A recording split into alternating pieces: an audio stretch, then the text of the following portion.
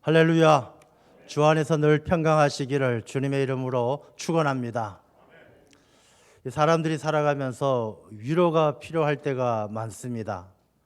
특별히 지금 우리가 사는 이 시대가 그런 때가 아닌가 싶습니다.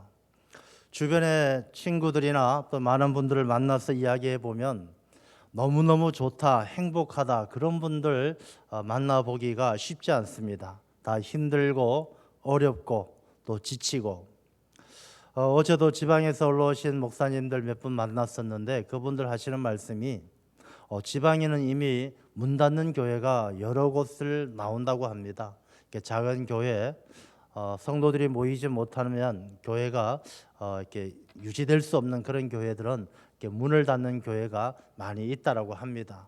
참 이렇게 마음이 아프고 안타까운 일이 아닐 수가 없습니다. 사람이 살아가면서 위로가 많이 필요할 때가 있는데 위로받기가 쉽지가 않습니다. 저도 목회를 하다 보면 성도님들을 위로해야 될 때가 있습니다. 장례를 당해서 사랑하는 가족을 떠나보내게 되는 또 그런 슬픔을 당한 가정이 있으면 또 가서 위로도 해야 되고 또 질병으로 고통받는 분들이 있으면 위로를 해야 됩니다. 그런데 이 사람이 사람을 위로한다는 게 참 어렵지 않겠습니까? 제가 힘내십시오라고 말한다고 해서 힘이 나는 것도 아니고 슬퍼하지 마십시오 한다고 해서 슬픔이 사라지는 것도 아닙니다. 위로가 필요한 우리들의 삶이지만 위로받는 것이 참 어렵고 힘든 그런 삶을 살게 되는 것이죠. 그러면 우리에게 참된 위로가 어디 있을까? 저는 하나님께서 우리에게 주시는 위로가 있는데 그 위로가 바로 시편의 말씀이다 그렇게 생각합니다. 왜냐하면 이 시편은 다윗을 비롯하여 많은 이 기록하신 분들이 정말로 가장 고통스럽고 힘든 순간에 만난 하나님을 나의 하나님으로 고백하는, 하나님께서 나를 어떻게 도우셨고 나를 어떻게 건지셨는가를 기록하고 있는, 하나님께 그 신앙을 고백하고 있는 말씀이 바로 이 시편입니다. 그래서 시편을 여러분들 깊이 묵상을 해보시면, 이 시편의 말씀을 마음에 담고 묵상을 해보시면 사람들이 주는 위로가 아니라 하나님께서 주시는 위로의 음성을 듣게 될 줄로 믿습니다. 그래서 이 힘들고 어려운 코로나 때문에 많이 지쳐있는 우리 이 시대를 살아가면서 우리 성도님들께서는 무엇보다도 말씀을 늘 의지하고 가까이 하시는데 또 특별히 이 시편의 말씀을 통해서 큰 위로받는 그런 은혜가 있으시기를 간절히 축원합니다. 시편의 말씀은 전체가 150편까지 기록되어져 있는데 오늘 146편부터 마지막 150편까지는 할렐루야 시편이라고 이야기합니다. 왜냐하면 이 146편부터 150편까지의 시편의 말씀은 할렐루야로 시작하고 할렐루야로 끝이 납니다. 그러니까 할렐루야로 시작하고 할렐루야로 끝이 나는데 우리가 신앙생활하면서 가장 많이 쓰는 신앙생활 중에 쓰는 단어가 아멘과 할렐루야예요. 근데 아멘과 할렐루야인데 이 할렐루야는 뭐 다 잘 알다시피 여호와 하나님을 찬양하라 그런 의미를 담고 있는 것이죠. 시편의 말씀을 통해서 위로받고 힘을 얻는 사람들은 그 시작과 끝이 하나님께 할렐루야로 영광 올려드리듯이 하나님께서 은혜 주시고 하나님께서 함께 하실 줄로 믿습니다. 그래서 우리가 오늘 이 말씀을 함께 나누면서 위로가 필요한 이 시대 하나님의 위로를 통해서 우리의 삶이 처음과 끝이 늘 하나님께 할렐루야로 고백할 수 있는 그런 삶이 되시기를 간절히 소망합니다. 자, 먼저 오늘 본문의 말씀을 보면 1절에 할렐루야 내 영혼아 여호와를 찬양하라. 자기 자신이 자기 영혼에게 여호와를 찬양하라 이렇게 고백을 하는 것이죠. 그러니까 하나님께서 우리를 위로해 주시면 우리의 삶이 변화되어지고 내 영혼이 위로받게 되어져서 내 삶뿐만 아니라 내 육신뿐만 아니라 내 영혼이 하나님을 찬양하게 되는 것이죠. 찬양을 하는데 2절 말씀에 보면 나의 생전에 여호와를 찬양하며 나의 평생에 내 하나님을 찬송하리로다. 여러분 노래와 찬양의 차이가 무엇이라고 생각하십니까? 노래는 이 사람의 육신이 사람의 몸이 성대를 통해서 아름다운 소리로 다른 누군가에게 기쁨을 주는 것이 노래입니다. 다른 사람에게 큰 기쁨을 주면 야, 노래 잘한다, 그렇게 이야기를 합니다. 이 사람의 성대를 통해서 좋은 소리를 내는 것이죠. 그러면 찬양은 뭐냐? 찬양은 오늘 본문의 말씀에도 내 영혼아 여호와를 찬양하라 라고 말씀하는 것처럼 성대로 내는 소리가 아니라 그 영혼이 고백하는 신앙이란 것입니다. 하나님을 영원롭게 하기 위해서 이 영광 받으실 대상이신 하나님 앞에 내 영혼이 하나님께 고백하는 신앙이 바로 찬양인 것이죠. 그래서 노래와 찬양은 다릅니다. 그래서 찬양은 오늘 본문의 말씀을 2절 말씀에 보면 내 생전의 여호와를 찬양하고 평생에 내 하나님을 찬송하리로다. 이 찬양은 고백이에요. 하나님 앞에 드려지는, 하나님께서 나를 만져주시고 나를 위로해 주시고 고쳐주신 그 하나님 은혜에 감사와 기쁨으로 드려지는 고백이 바로 이 찬양이에요. 그래서 이 찬양을 우리가 잃어버리지 않고 하나님 앞에 언제나 감사와 은혜로 하나님께 영광을 올려드리는 것이 평생토록 잊혀지지 아니하고 평생 동안 잃어버리지 않고 하나님을 찬양하는 그 삶이 바로 신앙생활이에요. 신앙생활이란 것이 어떤 것인가를 우리가 알 수 있는 것입니다. 교회 가서 예배 드리는 게 신앙생활의 전부냐? 물론 그것도 일부예요. 기도회 참석하는 게 신앙생활이냐? 물론 일부예요. 그러나 가장 신앙생활의 본질은 내 영혼이 하나님을 통해서 위로받고 은혜 받아서 내가 감사하고 기쁨으로 하나님께 하나님 앞에 감사와 영광을 고백하는 것이 평생토록 흔들리지 않는 강한 의지를 가지고 그 찬양을 지켜가는 것이 바로 신앙생활이다라는 것입니다. 그러니 우리가 이 신앙생활을 어떻게 해야 될까라는 것을 우리가 알 수 있는 것입니다. 신앙생활은 되는 대로, 시간 되는 대로 하는 것이 아니라 나의 평생에 죽을 때까지 하나님께서 부르실 때까지 이 나의 고백을 멈추지 않는 그런 하나님이 기뻐하시는 신앙을 우리가 지켜가야 할 줄로 믿습니다. 그런데 우리가 이 신앙생활 하면서 신앙생활이 우리 인생의 전부냐, 사람이 살아가는 삶의 전부냐, 그렇지는 않죠.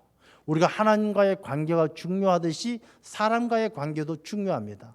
하나님께서 우리에게 주시는 계명이 하나님을 사랑하라, 또 하나님을 사랑하는 것 같이 이웃을 사랑하라, 내 몸처럼 사랑하라, 그렇게 말씀하십니다.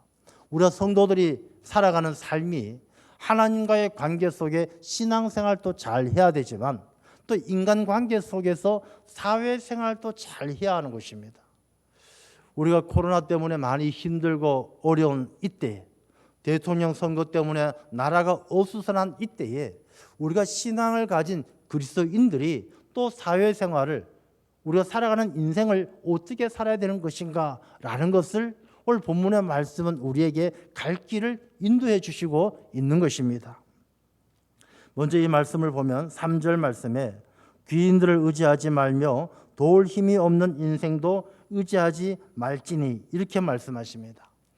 이 시편 146편은 이스라엘 백성들이 바벨론 포로로 붙들려 갔다가 돌아온 이후에 기록된 말씀이에요.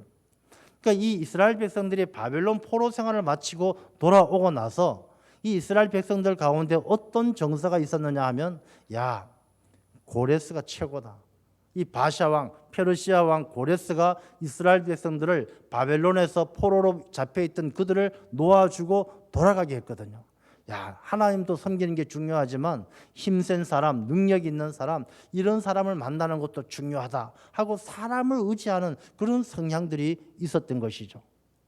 그런데 귀인들을 의지하지 말며 인생을 의지하지 말라, 그렇게 말씀을 하시는데, 사람들은 본성적으로 누군가를 의지하는 것을 좋아해요. 아마 하나님께서 아담을 창조하시고 혼자 있는 것을 보시고 좋아 보이지 않으셔서 하와를 창조하시고 돕는 배필로 짝지어 주셨잖아요. 그래서 아마 이 사람들의 마음속에는 서로 누군가 도움을 받고자 하는 마음, 의지하고자 하는 마음이 본성적으로 있는 것 같습니다. 그 사람들이 가만히 서 있으면 힘드니까 서 있으면 앉고 싶죠. 의자를 의지하고 싶은 거예요. 의자에 앉으면 눕고 싶은 거예요. 의자보다 온몸 전체를 의지하고 싶은 거예요. 누우면 다 잊어버리고 잠들고 싶은 거예요. 자꾸 의지하고자 하는 사람의 본성이 있는 것이죠. 육신만 그런 것이 아니라 사람의 마음도 그래요. 사람의 마음도 인생을 살아가면서 어려운 일들을 만나면 오롯이 자기가 다 감당하는 것이 얼마나 힘이 됩니까?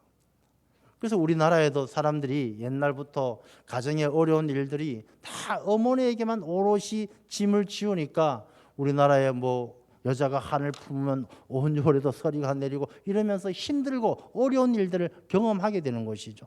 그래서 사람들이 살아가면서 힘들고 어려우면 누군가를 자꾸 의지하고자 하는 마음들이 있는 것입니다. 그래서 오늘 본문의 말씀처럼 귀인들을 의지하려고 하죠. 돈 많은 사람, 높은 사람, 힘센 사람, 이런 사람들을 의지하고 또 힘이 있는 인생, 그런 인생들을 자꾸 의지하고자 하는 마음, 그것을 주는 것이죠. 근데 오늘 본문의 말씀은 그렇게 하라는 것이 아니고 귀인들을 의지하지 말고 힘이 없는 인생도 의지하지 말라고 그랬습니다. 그리고 왜? 그의 호흡이 끊어지면 흙으로 돌아가서 그날에 그의 생각이 소멸하리로다. 아무런 소용이 없다는 것입니다. 여러분, 사람을 의지하는 것이 당장에는 좀 도움이 되고 힘이 될 것 같지만 결국엔 아무런 소용이 없어요. 우리가 역사를 통해서도 보잖아요. 뭐 이미 고인이 되셨지만 전두환 대통령 정말 그 기세가 얼마나 기세등등했습니까? 거기에 다 뭐 죽도록 충성하고 이러던 사람들, 저 마지막에 전두환 대통령 죽기 전에 그 모습 보니까 정말 초라한, 치매에 걸려서 초라한 노인의 모습이고 덧없이 떠나가고 마는 것이죠. 이 사람이 아무리 힘이 있고 능력이 있어 보여도 그 다 아무런 이 세상 가운데 다른 누군가에게 위로가 되거나 누군가에게 의지가 될 수가 없다는 것이죠. 잠깐 되는 것 같지만 오히려 그것이 더 큰 올무가 되어서 족쇄가 되어져서 다른 사람들에게 손가락질 받기도 하고 다른 사람들 앞에 부끄러움을 당하기도 하고. 우리가 인류 역사 가운데 위대한 많은 인물들이 있었습니다. 그중에 알렉산더 대왕은 우리가 잘 알고 있는 인물이죠. 알렉산더 대왕은 이 마게도니아 필립 왕의 아들로서 이 모든 유럽과 아시아 대륙, 이 다 아프리카 대륙까지 다 정복해서 대제국을 이루었던 인물이 알렉산더 대왕이에요. 알렉산더 대왕은 어렸을 때 스승이 누구였느냐 하면 아리스토텔레스예요. 이 아리스토텔레스 얼마나 지혜로운 사람입니까? 알렉산더 대왕은 아리스토텔레스를 스승으로 삼아서 철학을 배우고 지혜를 배웠어요. 그리고 자기가 이 전술을 개발해서 이 기마병이라든지 이 싸우는 전술, 보병들이 5m가 넘는 창을 가지고 전진하면서 견제할 때 기마병들이 옆에서 공격하는 이런 전략들을 자기가 개발해서 대제국을 이룬 것이죠. 그래서 알렉산더 대왕이 나중에는 눈물을 흘리잖아요. 자기가 정복할 땅이 없는 것이 너무나 슬프다라고 눈물을 흘릴 만큼 세계에서 최고로 강한 인물이 알렉산더였습니다. 알렉산더 지혜로운 사람이죠. 어느 날 존경하는 철학자 디오게네스를 찾아갑니다. 디오게네스 앞에 가서 선생님 잘 계십니까? 하고 물어보니까 디오게네스가 이야기하죠. 앞에 좀 나와주시오. 당신 때문에 햇빛을 가리니까 비키시오. 왕한테 그렇게 이야기합니다. 왕의 부하들이 화가 났어요. 폐하, 저놈을 당장 죽여야 합니다. 그때 알렉산더가 그런 이야기하죠.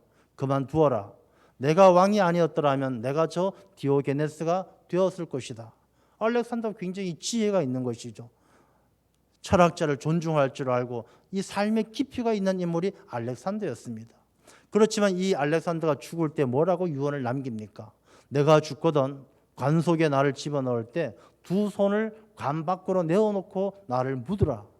내가 대제국을 건설하고 많은 지식을 가졌던 나였지만 결국은 나는 빈손으로 가는 인생일 수밖에 없다라는 것을 교훈하기 위해서 이 두 손을 관 밖에 놓고 묻혔다는 것 아니겠습니까? 여러분, 세상에 어떤 귀인, 어떤 인생도 다 지나가고 마는 거예요. 마치 세상을 바꾸어 놓고 모든 세상의 주인인 것처럼 그렇게 호령하던 사람들도 다 잠깐 있다가 사라지고 마는 것이죠. 사람만 그런 것이 아니라 철학도 그렇고 나라도 그래요. 로마 제국, 그 모든 길은 로마로 통한다는 로마 제국 멸망했어요. 페르시아 멸망했어요. 바벨론 멸망했어요. 옛날에는요, 천동설이 중심이었잖아요. 이 지구는 평평하게 있는 것이고 하늘에서 태양이 왔다 갔다 하는 것이 천동설이었어요. 갈릴레오가 이야기하기 전에. 그러나 사람들이 지동설을 이야기하면 지구가 돈다 그러면요, 사람들 다 죽었어요. 종교 재판을 받아가지고 마녀라 그러고 다 죽었어요. 그런데 지금 어떻습니까? 천동설을 이야기하면 바보라고 이야기하죠. 지구는 가만히 있는데 하늘이 왔다 갔다라고 이야기하면 그 누구도 인정해 주지 않아요. 세상에 어떤 진리도 어떤 것도 영원한 것이 없고 어느 것도 다 소멸하게 되어져 있다는 것입니다. 그래서 오늘 본문의 말씀은 그런 귀인들, 세상의 생각들, 거기에서 위로받거나 거기를 의지하지 말라는 것입니다. 여러분, 북한이 왜 못 살까요? 북한이 남과 북이 똑같이 광복 이후에 나누어졌을 땐 북한이 우리 남한보다 훨씬 더 잘 살았어요. 북한이 오히려 남한을 도와줄 정도로 북한이 훨씬 더 잘 살았는데 지금 저 북한이 저렇게 못 살게 된 이유가 무엇이겠습니까? 이 북한 말 가운데 스타킹, 우리말로 스타킹이라고 하는데 북한은 스타킹을 뭐라고 이야기하는지 아십니까? 하루살이 양말, 하루살이 양말 그렇게 이야기합니다. 우리가 합병증, 그럼 북한은 따라 난 병, 다른 병을 따라서 났기 때문에 따라 난 병, 가발, 덧머리 이렇게 이야기합니다. 근데 북한이 우리하고 언어가 많이 다른데 우리나라에는 있고 북한에 없는 단어가 있어요. 뭐냐? 하나님이란 단어예요. 북한은 하나님이 안 계신 거예요.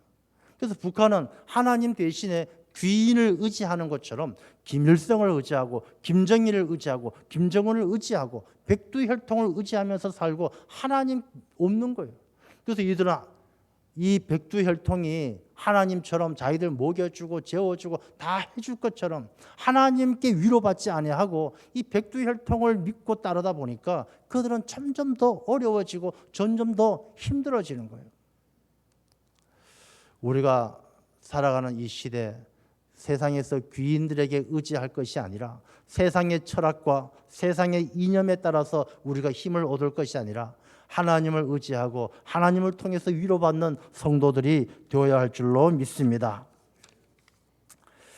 하나님은 어떤 분이시냐? 말씀 가운데 5절 말씀을 보면요, 야곱의 하나님을 자기의 도움으로 삼고 여호와 자기 하나님에게 소망을 두는 자는 복이 있다. 우리가 야곱의 하나님이 우리의 도움이 되시고 하나님에게 소망을 두는 자가 복이 있는 거예요. 세상의 귀인들을 의지하는 사람이 아니라. 야곱의 하나님은 어떤 분이냐? 야곱은 제가 보기엔 참 딱한 사람 중에 하나예요. 야곱은 태어나가지고 어렸을 때부터 형 에서의 발목을 잡고 태어나가지고 늘 형한테 열등감이 있어요. 형은 얼마나 인물도 잘나고 힘도 세서 나가서 맨날 사냥해서 고기 잡아오는데 야곱은 그렇지도 못해요. 형이 잘 되는 게 늘 시샘이 나서 어떻게든 자기가 장자권을 얻기 위해서 죽 한 그릇 팔아가지고 장자권을 얻었다가 들켜가지고 또 야곱은 축복받기 위해서 아버지를 속이잖아요.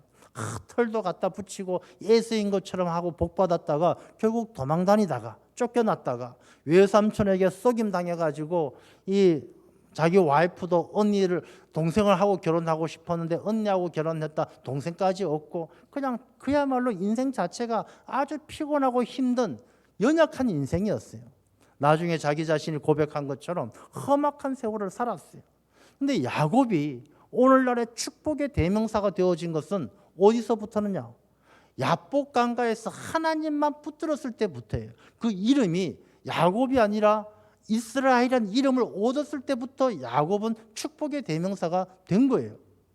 야복 강가에서 두렵고 무서울 때, 누군가 위로받고 누군가를 의지해야 될 그때에 야곱은 다른 사람을 의지하지 아니하고 자기 자신을 찾아온 그 하나님을 붙들고 하나님께서 복 주시지 않으면 놓지 않겠다고 붙들어서 자기 허벅지뼈가 부러질더라도 놓지 않았던 그 믿음, 그 소망 때문에 하나님께서 야곱의 이름을 이스라엘로 바꾸어 주시잖아요. 이스라엘 이름이 무엇입니까? 하나님을 이겼다는 뜻인데 하나님을 이겼다는 것이 다른 것으로 이긴 것이 아니죠. 하나님께 소망을 두고 당신 아니면 나는 못 삽니다. 난 죽습니다. 당신 손을 못 놓겠습니다. 야곱이 붙들었을 때 그래, 너 믿음, 너 간절함, 너 소망, 내 거기에 손들었다. 내가 너 소망대로 너를 축복해주고 함께해주고 잘되게 하겠다. 하나님께서 그런 축복을 주시면서 이스라엘 이름으로 바꿔주신 거예요. 그래서 이 야곱의 하나님을 자기의 도움으로 삼으라는 것은 하나님을 붙들고 놓지 않는 사람은 하나님께서 반드시 도와주실 줄로 믿습니다. 그 하나님을 붙들으라는 거예요. 많이들 힘들어하고 일이 안 되고 병이 안 고쳐지고 어렵다고 이야기합니다. 야복강가에서 야곱이 하나님을 붙드는 것처럼 허벅지뼈가 부러질 만큼 하나님 붙들어 보셨습니까? 붙들면 하나님께서 도와주실 줄로 믿습니다. 하나님께 자기에게 소망을 두는 자는 복이 있다 그랬어요. 하나님에게 소망을 두라는 것이죠. 하나님에게 소망을 두는 것이 바로 신앙이에요. 하나님을 붙든 손을 놓지 않는 게 믿음이에요. 그렇게 살아야 우리가 이 야곱처럼 사는 인생이 이스라엘의 삶으로 바뀌어지는 거예요. 야곱으로 살면요, 늘 위로받아야 되고 늘 누군가의 도움을 받아야 되고 누군가에게 늘 의지해야 되는 그런 삶이 바로 야곱의 삶이에요. 그런 하나님께 소망을 두고 하나님 붙드는 사람은 이스라엘이 되어서 하나님께서 함께 해주시고 하나님께서 도와주시는 삶이 되는 것입니다. 하나님께 소망을 두는 것, 그게 바로 믿음이고 그게 바로 신앙이다라는 것입니다. 탈무드에 나오는 이야기 가운데 잘 아는 이야기지만 그런 이야기가 있습니다. 어느 날 왕이 한 사람을 불렀어요. 너 궁전으로 들어와라. 내가 너를 심판해야 되겠다. 내가 너 잘잘못을 따져서 심판해야 되니까 궁궐로 들어오라. 이야기를 들었습니다. 이 사람이 너무나 무섭고 두려워서 친구를 찾아갑니다. 자기가 너무너무 사랑하고 이 친구 없으면 못 살아요. 이 친구는 입안의 혀처럼 내가 원하는 걸 다 해주는 친구예요. 당연히 자기랑 같이 갈 줄 알고 찾아갑니다. 친구야, 같이 가자. 그 친구는 문을 쾅 닫고 무슨 소리? 난 너랑 같이 갈 수 없어. 한 발자국도 같이 갈 수 없어. 문을 쾅 닫아버립니다. 두 번째 친구를 찾아갑니다. 이 친구는 그래도 끈끈한 정을 나누고 아쉬울 때 만나서 이야기도 하고 같이 차도 마시는 친구예요. 가서 이야기합니다. 같이 가자. 아, 그래? 무섭겠구나. 같이 가자. 갑니다. 그러나 가지만 궁전에 다 이르렀을 땐 궁궐 안에 들어갈 수가 없는 거예요. 야, 난 여기까지야. 더 이상 갈 수가 없어. 이 친구는 두려워서 마지막 친구를 찾아갑니다. 이 친구는 평소에 별 관심이 없었어요. 있는지 없는지도 잘 몰랐지만 아쉬우니까 찾아갔어요. 같이 가자. 그래? 가자. 내가 아니면 누가 가겠냐? 가자. 이 친구는 그 왕 앞에 심판받는 왕 앞에까지 같이 가는 거예요. 여러분, 이 이야기가 우리에게 주는 교훈이 무엇이냐 하면요, 그 왕은 하나님이셔요. 하나님 앞에 우리가 부름을 받고 하나님 앞에 심판받을 때가 있는데 첫 번째 친구는 무엇이냐? 재물입니다. 재물. 우리가 살아가면서 재물은요, 내 원하는 거 다 해줄 줄 알아요. 황금 만능주의, 돈만 있으면 다 되는 거 아니겠습니까? 그러나 우리가 하나님 앞에 서게 될 때요, 우리 물질은 아무 소용이 없어요. 여러분, 돈 많으면 하나님께서 그 죄를 용서해 주십니까? 돈 많으면 천국 갈 때 가져가십니까? 돈 아무 소용없는 거예요. 하나님 앞에 우리가 가지고 있는 재물은 아무런 도움이 되지 못하는 거예요. 두 번째는 사람이에요. 나의 가족, 사랑하는 사람. 하나님 앞에 서게 될 때 그들이 같이 갈지언정 하나님 앞에까지 서지는 못하는 거예요. 인생을 살아가면서 내가 너무 아파요. 가족이 걱정해주고 병원에 데려가 줄지언정 대신 아파줄 수 있는 가족은 없는 것이죠. 세 번째, 내가 같이 있으면서도 소중함을 몰랐고 잘 몰랐던 그 친구가 누구냐? 우리의 믿음이에요. 믿음, 신앙. 우리의 신앙이 소중한 줄 모르고 우리의 믿음이 귀한 줄 모르지만 우리가 하나님 앞에까지 가지고 갈 수 있는 것은 믿음 외에는 가져갈 수 있는 게 없어요. 하나님께서는 우리의 마음의 중심을 보시고 내가 어떤 믿음을 가졌는가를 보시는 것이죠. 여러분, 우리가 무엇을 의지하며 살아야 되겠습니까?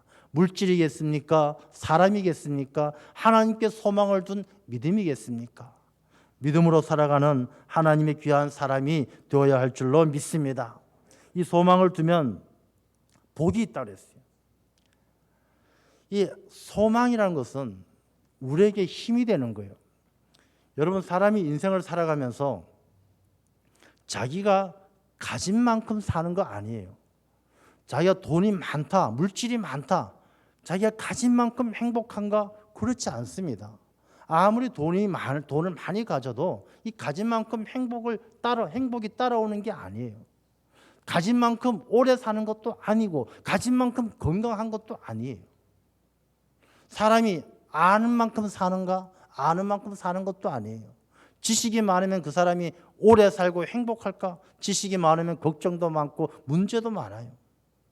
사람은 가진 만큼 사는 것도 아니고 아는 만큼 사는 것도 아니에요. 그럼 어느 만큼 사느냐? 그 사람이 가진 소망만큼 살아요. 소망만큼. 내가 어떤 소망을 가지고 있느냐가 그 소망이 나의 인생이 되는 것이고 나의 힘이 되는 것입니다. 런던에 있는 그 와츠라는 분이 그린 그림 가운데 이 소망이란 그림 있어요. 그 그림이 언제냐? 옛날 전쟁 2차 대전 끝나고 경제공황이 오고 아주 어려울 때 그려진 그 그림은 이 지구가 아주 막 초라한 지구 위에 한 소녀가 앉아가지고 아주 너덜너덜한 옷을 입은 소녀가 앉아 있는데 이 수건으로 눈을 가렸어요. 이 소녀는 인류를 이야기해요. 지구 위에 사는 인류를 이야기하는데 인류가 너무나 가난해지고 상처 입고 눈을 가리워진 것처럼 미래가 보이지 않는 인류를 이야기해요. 이 소녀가 지구 위에 올라 앉아가지고 하프를 연주합니다.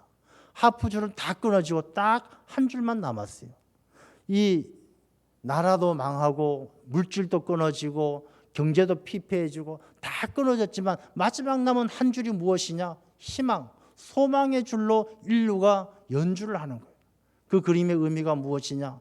지구가 전쟁으로 경제공황으로 아주 너덜너덜해졌지만 우리가 소망이 있는 한 이 지구는 다시 일어날 수 있고 회복될 수 있다는 메시지를 주는 것이죠.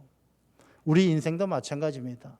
우리가 가진 게 없고 초라하고 잃어버린 것이 많아도 소망이 있다라면 소망만큼 살 줄로 믿습니다. 소망이 우리 힘이 되고 능력이 되는 줄로 믿습니다. 하나님께 소망을 두게 되면 어떤 복을 받느냐? 6절부터 나오죠. 여호와는 천지와 바다와 그 중에 만물을 지으시며 영원히 진실함을 지키시며 하나님이 어떤 분이시냐? 하나님은 창조하신 분이시고 주관하시는 분이세요.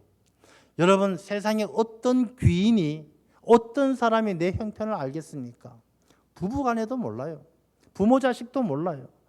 부모가 자식 마음을 알겠습니까? 자식이 부모 마음을 알겠습니까? 부부간에도 알 수가 없어요.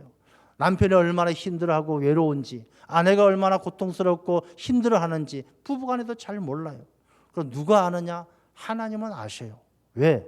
하나님은 창조주시니까, 하나님이 다 만드셨으니까 우리 인생에 있어서 뭐가 필요한지, 어디가 아픈지, 어떻게 고쳐야 되는지 하나님만 아신다는 것입니다.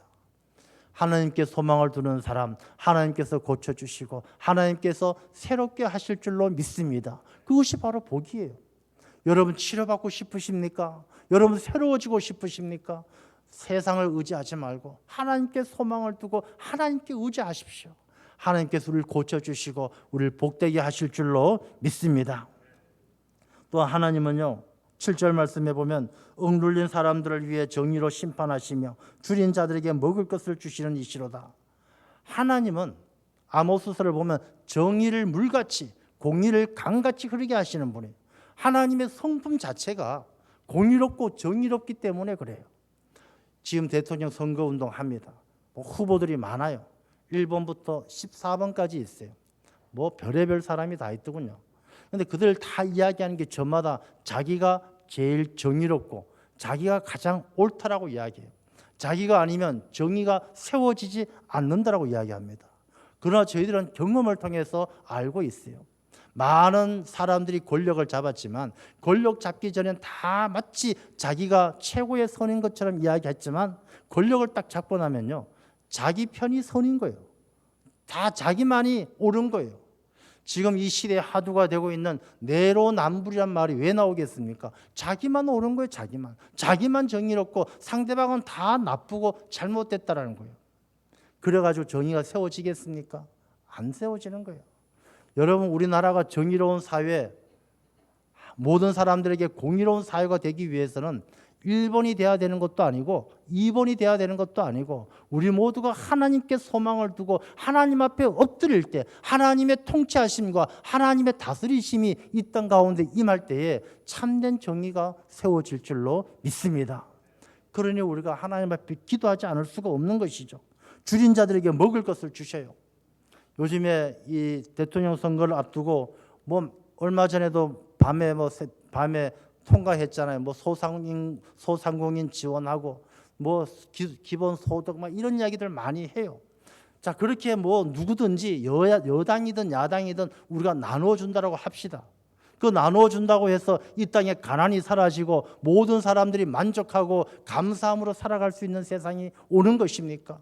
그렇지 않아요. 이 사람 주면 안 받은 사람이 못마땅하고, 이 사람 많이 주면 적은 사람, 많이 준 사람은 좋아하지만 적은 준 사람, 적게 준 사람 속상하고, 뭐 누군 주고 누군 안 주고 만족함이 없는 거예요. 그럼 어떻게 해서 만족하느냐? 우리가 하나님께서 우리 줄인 자들에게 내 영혼에 만족함을 주셔야 돼요. 사도 바울이 고백하잖아요. 주님을 만나고 하나님의 은혜를 받으니까 배가 부르나 배가 고프나 뭐 추우나 더우나 어떤 형편이든지 일체의 비결을 깨달아 자기가 만족함을 알았다고, 자족하는 마음을 가졌다라고 고백하지 않습니까? 우리가 하나님의 은혜로 자족할 줄 알아야 우리가 줄인 배가 채워지고 갈급한 심령이 채워지는 것이지, 세상의 귀인이, 세상의 어떤 권력이 나누어 준다고 채워지는 것이 아니란 것입니다. 하나님께 소망을 두는 자, 하나님께서 우리에게 평강을 주시고 은혜를 주셔야 우리 마음에 자족하는 마음이 될 줄로 믿습니다. 또한 말씀을 보시면요, 눈 갇힌 자들에게 자유를 주시는도다. 여러분, 이 갇힌 자들, 우리 7절 말씀에 보면은 여호와께서는 갇힌 자들에게 자유를 주시는도다. 갇힌 자들, 사람들이 많이 갇혀 있어요. 전 이번 대통령 선거 운동을 보면은 다 갇혀 있어요. 빨간 옷에 갇혀 있고 파란 옷에 갇혀 있고 다 갇혀 있어요. 여러분, 갇혀 있다는 것은 무엇입니까? 자기 생각, 자기 욕심에 딱 갇혀 있는 거예요. 자기 생각 안에 자기 생각을 벗어나지 못하는 거예요. 갇힌 자에게 자유를 주시는 것, 참된 자유를 주시는 것은 하나님께서 우리에게 세상을 보는 지혜를 주지 않으면 우리가 자유함을 누리지 못해요. 사도 바울이 빌립보 감옥에 있을 때 그 밤에 감옥에서 찬송하고 기도할 때에 옥토가 흔들리고 옥문이 열리고 쇠사슬이 끊어지지 않습니까? 우리가 하나님을 찬양하고 하나님께 소망을 두고 하나님께서 우리를 위로하실 때에 우리가 갇힌 생각, 갇힌 욕심 다 깨워버리고 하나님을 기쁘게 하는 삶을 살게 되는 줄로 믿습니다. 또 하나님은 우리에게 어떤 분이시냐? 맹인들의 눈을 여시고 비굴한 자들을 일으키시고 의인을 사랑하시고 앞을 못 보는 자들을 보게 하셔요. 여러분, 우리가 눈 뜨고 있다고 다 봅니까? 눈 뜨고 있어도 무엇이 진리고 무엇이 옳은지를 알지 못하면 맹인과 다를 바가 없어요. 또 우리가 무엇을 안다 할지라도 영적으로 눈이 떠서 하나님의 뜻이 어디 있는지를 알지 못하면 맹인과 다를 바가 없어요. 그냥 육신의 눈만 뜨고 있다고 해서 잘 보는 사람이 아니란 것이죠. 하나님에게 소망을 두고 하나님께서 우리를 다스려 주실 때에 우리가 눈을 떠서 하나님의 뜻이 어디 있는지 분별하게 되는 것입니다. 그래서 대통령 선거 앞두고 있는 이때 우리가 기도하라는 것입니다. 왜? 눈을 떠야 되니까. 우리가 눈을 떠서 하나님의 뜻이 어디 있고 하나님께서 무엇을 기뻐하는지 우리가 알아야 오늘 10절의 말씀처럼 여호와는 영원히 다스리시고 하나님은 대대로 통치하시로다. 이 땅 가운데 하나님이 통치하셔야 되지 사람이 통치하는 세상이 되어서는 안 된다는 것입니다. 하나님께서는 의인들을 사랑하셔요. 우리가 의인이란 것은 믿음으로 말미암아 의롭다 하시니까 믿는 사람이 의인이에요. 근데 이 믿는 사람이 의인이란 말도 잘 생각해야 돼요. 우리가 생각할 때 내가 일반적으로 살아가다가 예수님을 믿었어요. 그 믿음을 가졌어요. 그러면 그 사람이 의인이냐? 의인이 아니에요.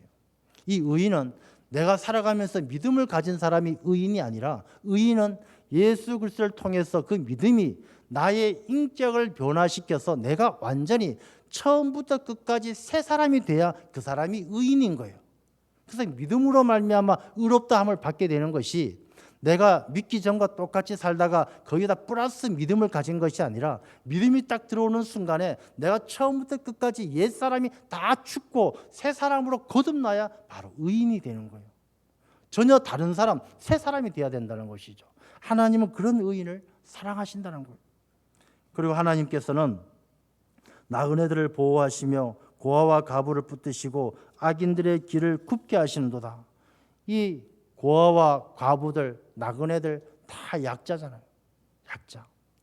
하나님께서는 의인들을 사랑하시고 약자들을 붙드셔요. 우리가 하나님께 소망을 두고 살았던 사람들이 하나님께서 얼마나 사랑하시는지 성경 말씀에 잘 나와 있죠. 요셉 형들에게 버림받고 팔려갔어요. 그러나 그 애굽 땅에서도 하나님만 사랑하고 하나님 눈만 두려워했을 때 하나님께서 애굽의 총리로 높여주셨어요.